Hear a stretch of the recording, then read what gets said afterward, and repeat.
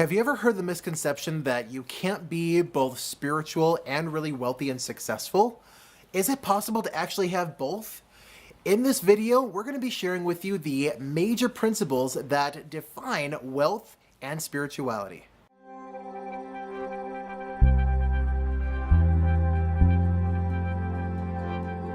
There are a lot of people that are spiritual or religious that have this crazy misconception that a person can't be spiritual and also be very, very successful. Is it possible that a person can be very, very righteous as well as enjoy some really nice material things in life? Of course! I once taught a class called Creating Financial Abundance, and this was a class filled with people that are very, very religious-minded, very, very spiritual people. And as I was going through this class, I once had someone raise his hand and say something like, "Eric, how dare you teach a class about wealth and like becoming wealthy? Like money's the root of all evil, isn't it?" And I looked at him and I said, "I appreciate you bringing that up. Is money the root of all evil?" Now, let's dissect that for a moment. If you are a spiritual person and you read scripture, if you look through the scripture, it actually says that the love of money is the root of all evil. Not money itself. Money is just a resource that God himself put here so that we can make the world go round. Now, think about that for a moment. If money was the root of all evil, then my pen is the root of all misspelled words. Now, think about that for a moment. Money's just sitting there. Money doesn't have any intrinsic value in and of itself besides the value that we place on it. And I looked at this person and I said, let me ask you a question.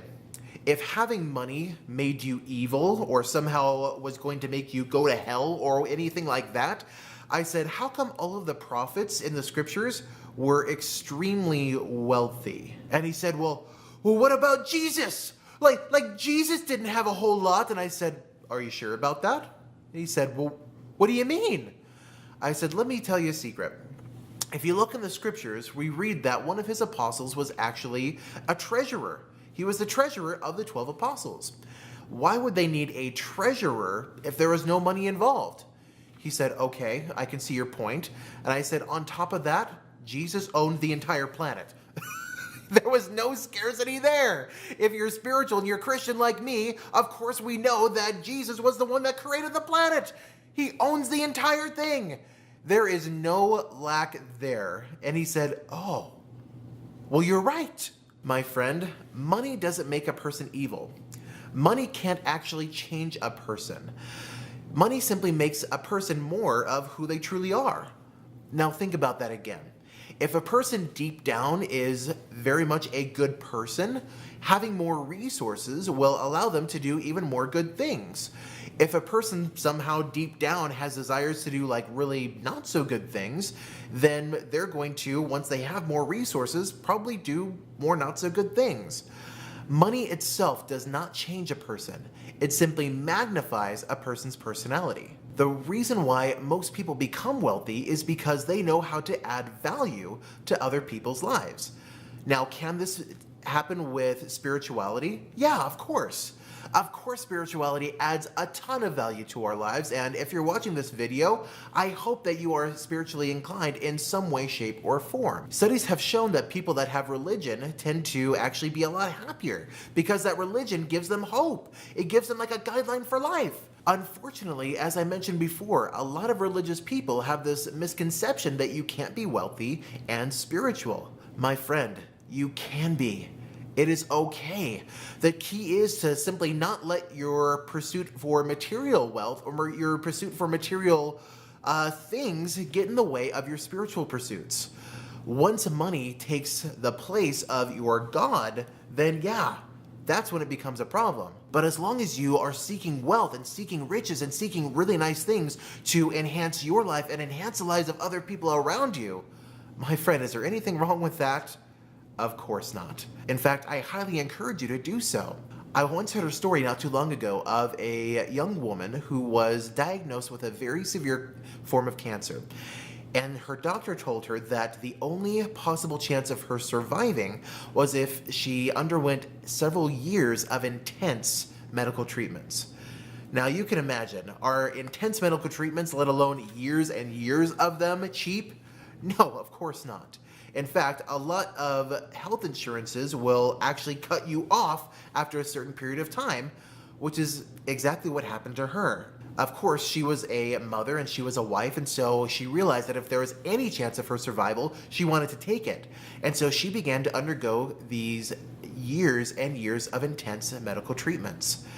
And after not very long, she received a letter in the mail from her health insurance saying that they were cutting her off because she had reached her lifetime limit of benefits. Well, she and her husband didn't have a whole lot of money. They didn't make a whole lot of money. And so she basically realized that she was going to die. Well, one day, another letter came in the mail. And when she opened it, she found a letter with no return address. There was no signature at the bottom. It simply said, "I know who you are. I know of your circumstances. And I want to help if I can." Out of the letter fell a black titanium credit card with this woman's name on it. She looked at it, and she continued to read the letter, which said, "On this credit card, there is no limit. Take it and charge any and all medical expenses that you need to this card, and they will be paid for." She did, and her life was saved. My friend, can you imagine had that anonymous philanthropist not done what was necessary to actually become wealthy and then be in a place where he could help save that woman's life when she needed it?